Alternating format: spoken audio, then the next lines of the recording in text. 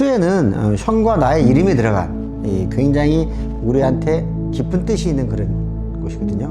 그래서 수에는 사실 역영옥이고 현재 역영옥은 바로 수엔이라고 할 수가 있죠.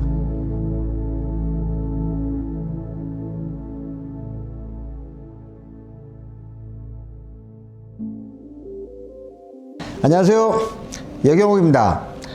여기는 수엔이고요. 수엔 190이라고 제가 하고 있는 업장입니다. 충무로에 있고 매경 미디어센터 12층에 있습니다. 저는 한 47년 정도 중식 일을 했고요. 1978년부터 일을 좀 시작했어요. 하고 신라호텔에서 한 25년 근무하고, 그 다음에 롯데호텔에서 한 10년 정도 근무했습니다. 이 업장은 한 16년 정도 제가 계속 운영하고 있습니다. 그 당시에는 뭐 우리가 일자리를 찾아 나서거나 이렇게 할 형편도 없고, 그리고 일자리가 많지가 않았어요. 그래서 제 지인을 통해서 이제 아는 식당 하시는 분 통해 가지고 거기에서 이제 배달 일을 처음 시작하게 된 거죠. 그래서 일을 시작한 거죠. 그 어릴 때는 그냥 뭔가 이렇게 뭘 해야 되겠다, 뭘 하겠구나라는 생각은 없었던 것 같아요. 그냥 너 가서 뭘 해? 그러면 가서 일하고, 너 이런 거 해? 그러면 가서 하고, 그냥 순리대로 하라고 그러면 하는 거, 그랬던 것 같아요. 그 당시에 제가 그때가 1980년 정도에 들어간 기억이 나거든요. 근데 중식당이 많지가 않고 굉장히 큰 식당이 몇 개 있었는데 그 중에 하나였어요. 주방에 40명 넘는 셰프들이 일할 정도였으니까 뭐 사실 옛날 주방장님들은 다 엄격했습니다. 요즘 같으면 저 사람한테 잘 보여야 되겠다 이런 거지, 그때는 제가 몰랐기 때문에 그냥 제일 먼저 출근하고 열심히 일하고, 거의 끝날 때 이제 마지막에 정리 마지막 다 하고 퇴근하고, 그 다음에 선배가 뭐가 필요한가 그거를 빨리빨리 캐치해서 내가 준비해주고, 왜냐면 그때 내가 요리할 게 아니라 이 세팅 준비를 해주는 그런 시절이었기 때문에 그거를 최대한 빨리 해주는 그런 역할을 한 거죠.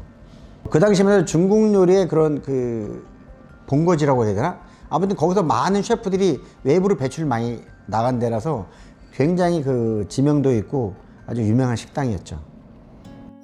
사실 그때 뭐 이제 20살 같진 않은데 뭐 압니까? 신라호텔 들어가서 일해야 되는구나. 뭐 88 올림픽부터 시작했고 여러 가지 이제 90년대 초반에 이제 호텔들이 되게 많이 오픈했거든요.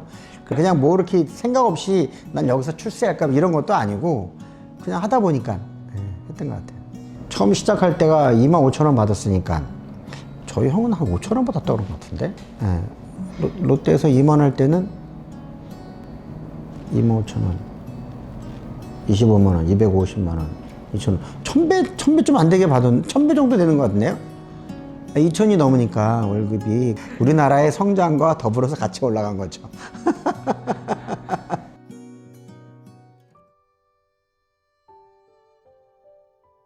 내가 직장을 아무리 잘 나가도 언젠간 내리막길이 있는 거다. 지금은 회사에서 나를 굉장히 중요한 사람 여기지만 언젠가 내리막길인데 그 전에 내가 먼저 빠져야 되겠다. 우리 와이프가 하는 말이 있어요. 그래, 박수 받을 때 나와. 그래서 이제 그때부터 제 개인 사업을 하려고 많이 알아보고, 그 다음에 퇴사도 많이 몇 번 했죠. 근데 퇴사가 안 되고 미뤄지다가 2007년도에 하게 된 거죠. 내가 개인 사업하게 된 이유 중에 하나도 형이 먼저 하고 있었으니까, 형도 나한테 야, 그것도 잘 나가지만 그래서 나와서 같이 하자. 형은 이제 그때 타워호텔에서 중식당을 이제 하고 있었거든요. 그래가지고 그럼 나도 경험도 없으니까, 또 형하고 워낙 또 사이가 좋으니까 형도 서로 부족한 걸 또 이렇게 윈윈할 수 있을 것 같아요. 그래서 형과 같이 하게 된 거죠. 수에는 형과 나의 이름이 들어간 굉장히 우리한테 깊은 뜻이 있는 그런 곳이거든요. 그래서 수에는 사실 역영옥이고 현재 역영옥은 바로 수엔이라고 할 수가 있죠.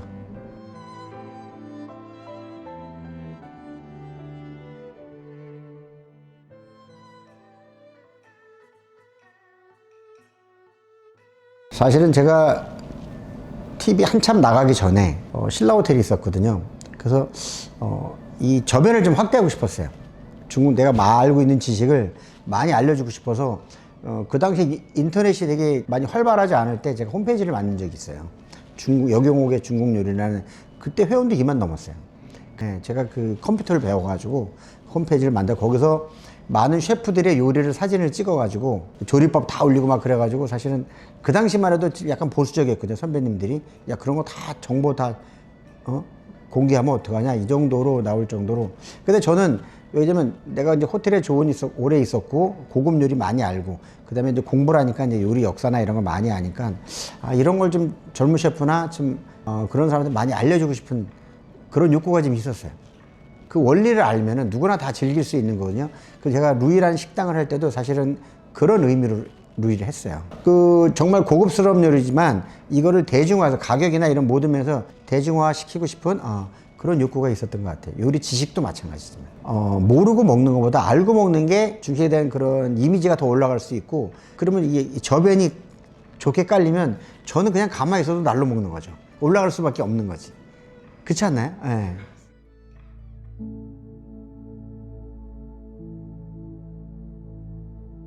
뭐 이거는 사람 사는 거하고 똑같은 것 같아요. 기본적인 소양이라는 게 일단 자기 음식에 대해서 이게 자부심을 가져야 되고 이 음식을 어디다 내도 이거를 부끄럽지 않을 만한 요리다 라고 생각하는 그런 마음가짐만 있다면은 그거로 충분하지 않을까 싶어요. 거기다가 기본기가 있어야 되겠죠. 그 뭐든지 요즘은 사실은 모든 일에 너무 빠른 시대니까 기본기를 벗어나서 막 하잖아요. 근데 그게 한계가 있다고 생각하거든요.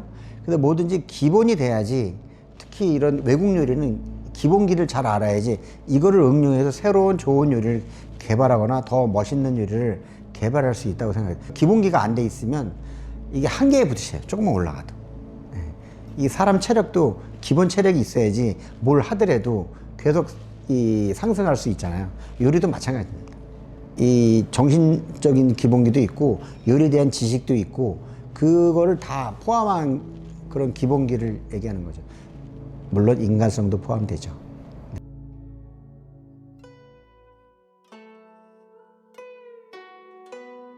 제가 제일 힘든 게 너 뭘 제일 잘해?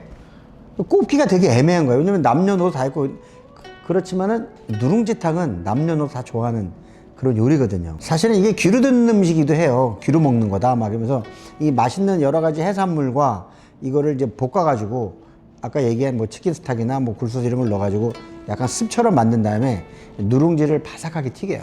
그 다음에 누룽지를 쫙 부었을 때 그 향이 쫙 올라와요. 이 여러 가지 해산물과 여러 가지 야채 같은 해산물과 그 소스의 그 향이 쫙 올라오면 콜라면 냄새를 딱 맡는 거죠. 그러면 이미 이제 군침이 딱 흐르는 거야. 이게 맛있겠다라는 느낌이 드는 거죠. 거기다가 먹으면 이미 머릿속에는 무슨 맛있다라는 게 들어갔기 때문에 이게 맛이 없을 수가 없어요. 이 해물과 야채가 있잖아요. 그래서 해산물을 최대한 부드럽게 해주기 위해서는 조리할 때 그냥 얘를 기름에 살짝 익혀요, 먼저. 그 다음에 채소는 데치고, 그리고 이제 채소를 볶은 다음에 마지막에 이 해산물을 넣고 살짝 바로 볶아버리면 해산물이 그 부드러움과 그 해산물의 향을 그대로 느낄 수가 있어요. 근데 치킨 스탁은 이게 그 닭 베이스로 하는 육수기 때문에 맛도 나는 거고 모든 요리에 이게 적합해요. 그 어떤 거는 뭐 고기 육수다 그러면 이게 다른 요리 했을 때 고기의 맛이 많이 나는데 이 치킨 스탁은 그 베이스가 치킨이기 때문에 모든 요리에 어울리는 그런 소스예요. 그 원재료의 맛을 좀 더 풍부하게 느낄 수 있는 그런 거를 즐길 수가 있는 거죠.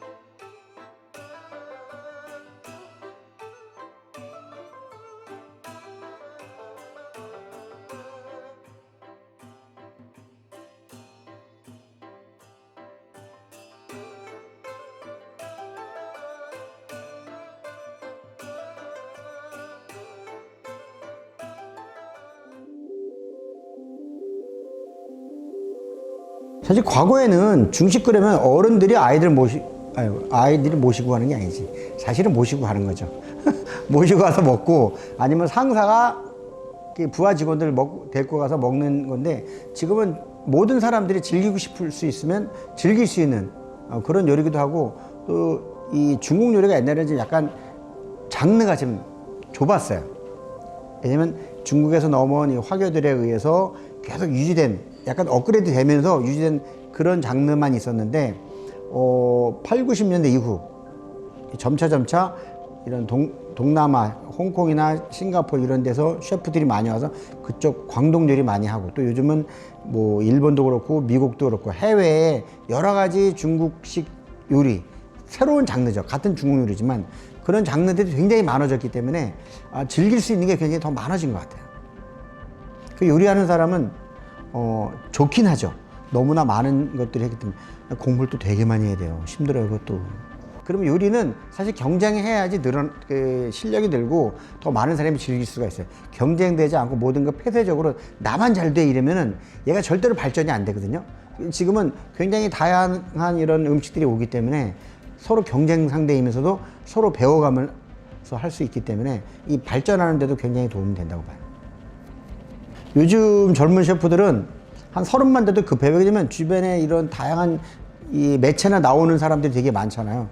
그분 쟤는 나보다 못하는데 훨씬 요리 못해 벼랑은 나보다 떴어 막 이리 본인도 되게 급하게 된 거예요. 근데 뭐든지 길게 봐야 돼요. 인생도 길잖아요. 그 요리는 더 길어져요. 그렇기 때문에 30대 40대에 성공하는 것보단 50대 60대에 성공하는 게 훨씬 삶이 더 풍요롭습니다. 요리도 인생하고 똑같아요. 그래서 너무 짧게 보지 말고 길게 봐라. 그 길게 본 사이에 너의 기본기만 탄탄하게 지키면 충분히 언젠가는 그 가치를 인정받을 거다 생각해요. 뭐 형이랑은 늘 재밌죠. 만나면 재밌으니까. 근데 이제 78년도에 처음 9년도인가 8년도인가 처음 일했을 때 형이랑 나는 거의 잘 안 싸우거든요. 근데 그때 한번 싸운 거 하극상. 내 형한테 욕 한 번 했지. 이야! 막 이러면서. 근데 주먹은 안 갔어. 중식과 관련 있는 건가요, 이거? 일하다가 한 거니까. 일하다가. 예. 그리고 요리는 사실은 형제지만 서로 속으로는 그러잖아요. 내가 너보다 낫지.